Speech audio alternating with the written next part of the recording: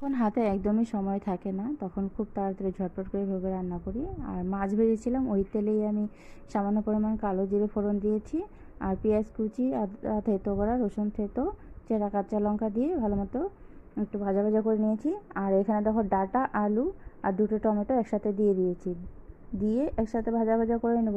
এখন উপর থেকে দিয়ে দিচ্ছি পরিমাণ মতো হলুদ, লবণ, জিরে গুঁড়ো, ধনিয়া গুঁড়ো, একটু লঙ্কার গুঁড়ো কালারের জন্য, দিয়ে কষিয়ে নেব। কিছুক্ষণ নাড়াচাড়া করে দিয়ে দিব অল্প পরিমাণে জল, জল দিয়ে একটু ভালো মতো করে ঢাকা দিয়ে আমি কষিয়ে নিয়েছি। তো দেখো দিয়ে দিলাম জল, জল দিয়ে 5 মিনিটের মতো আমি ঢাকা দিয়ে রেখে দেবো। যে সবজিটা আছে ভালো মতো মশলার সাথে মিক্সড হয়ে যাবে আর সবজিটা সেদ্ধ হয়ে যাবে খুব তাড়াতাড়ি।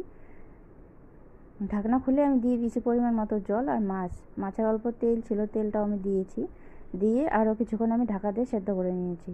তো দেখো আলুগুলো একদমই সফট নরম হয়ে গেছে।